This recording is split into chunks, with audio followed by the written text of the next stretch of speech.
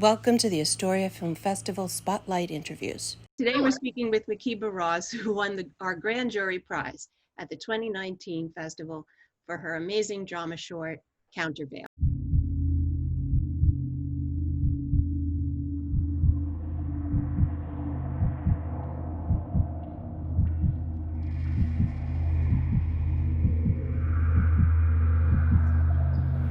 I need a gun. Thank you very much. I'm very happy to be here. I love doing anything Astoria related. Yay! Well, we love you.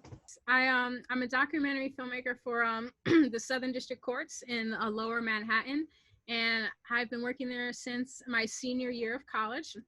And we were working remotely since March, but then they started easing us back into there in the month of June, and we are officially reopened now. We're in phase 3, so like we're reopened.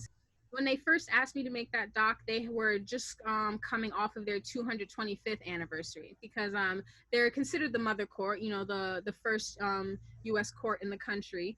And so the documentary is meant to be sort of like a celebratory present to the staff and the judges there of the Southern District of New York, just to celebrate their 225 years. And I've spent like the last 3 years just like researching and interviewing and filming and editing and doing just a bunch of other things, while at the same time doing other small projects there, like infomercials and things like that. I do some graphic design and photography, so I'm doing all of the above. So, do you want to talk a little about Countervail and kind of what motivated you to create it? And Absolutely, yes.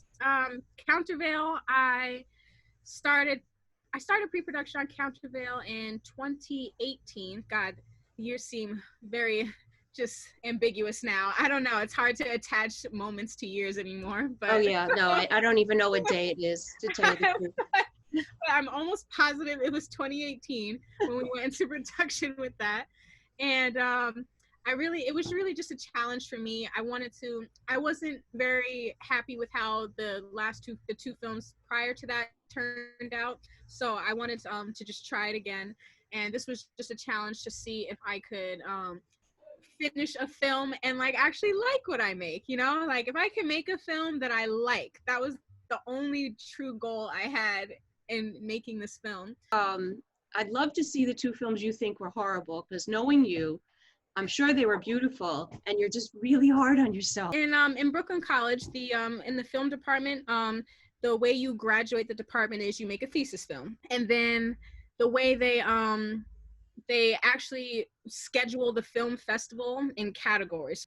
Basically, the earlier the slot, the worse the films. And you know, there's all this anticipation waiting to get that email from the department finding out when your film is scheduled, and then bam, my film was like smack dab first 10 a.m. round, and that immediately translated to me like, wow, I made one of the worst films in the school. I've spoken to other filmmakers who were at the festival and saw your film, and everybody's comment was, I was afraid to talk to her because her film was so outstanding that I was like, she's gonna think we're nothing compared to her.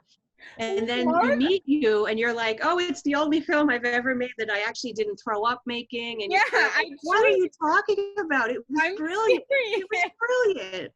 Thank you. And that's really just like, things like that really just inspire me to just go for things. For me to get my films where I really truly want them to be, I have to put myself out there way more, you know, and I have to be less afraid of doing that. Absolutely. So what do you have going on now in the work? Well, everybody's on hold, but what's currently being worked on hold? Currently, I have my short film, The Big Chop, on hold. I'm now in a space where I'm okay with it being on hold. It's postponed 1 full year to the summer of 2021. The story remains about hair and the power of self-love. It's still about a woman named McKenna who does a big chop. Only now I'm playing with the reasons why she does the big chop, and I'm playing with the stakes at hand for her to be natural. So I'm playing with it, honestly. I'm genuinely playing with it. Now my main goal, I have like seasonal goals for the film now. So my goal for the summer is just to like build some sort of social media presence for the film, just to let people know that the film is being made, who's making it, and why, while at the same time getting to know me a little bit better. I'm finding my people like through the IG page. Like I'm generally finding the people who have interest in these things. Like I'm finding the women out there who have also like struggled with their hair identity. I'm finding the men out there who have struggled with their hair identity. It's way more than I actually gave it credit for. Things continue to change every single day with the production and with life. So I'm just trying to stay flexible and stay adaptable and just stay open. Definitely stay open and adaptable. So how has kind of the Black Lives Matter movement affected your page or what you've said? Or I was watching a couple of, I went down the rabbit hole of interviews with Makeba Cole. She's the creator of Chewing Gum, and in her interview she was talking about how representation was like the #1 priority with her show Chewing Gum.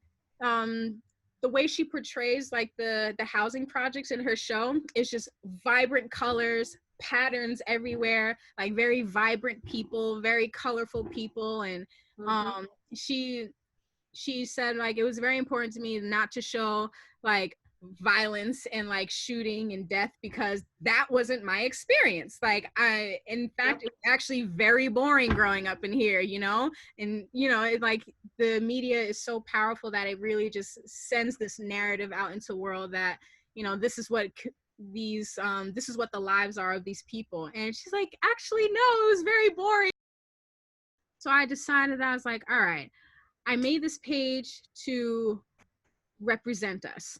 And I don't think violence represents us. And I'm very big on the fact that Black people are more than just their pain. Like we're so much more than just the things that are done to us and the things that we survive. We're so much more than that. Like we're people still, and we still have other narratives and other stories. I feel like if you're going through your feed and then you just happen to see like, oh wow, a happy Black person, like a Black person doing something that they love, like doing something that's like original and something that you don't really see a lot of Black people doing, which is making a film.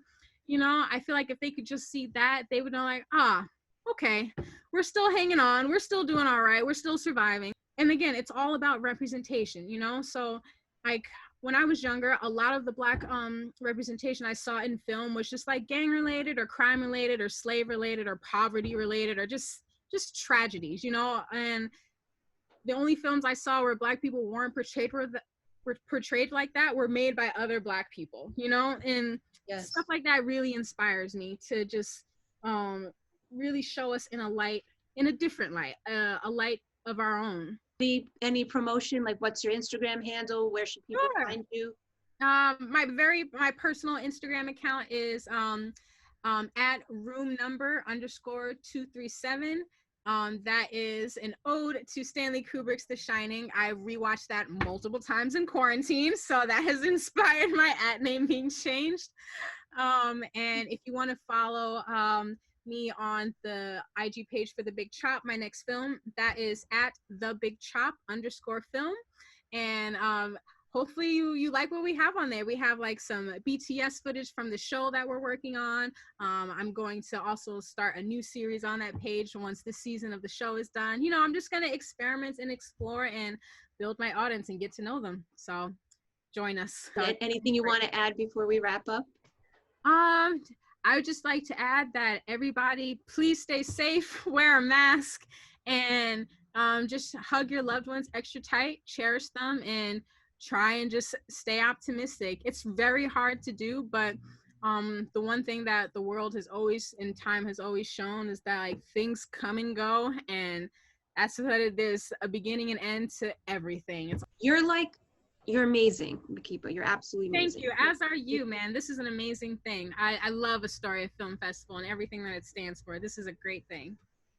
Thank you, sweetheart. I love you and everything you do and stand for. And you just, you're just this like ball of energy, like this bright, bright light. And I'm glad you're sharing that light with the world, because I know it's hard. I know it's scary to do that. And especially now, it might be even more scary to do that given what's happening in the world, but The world needs your light.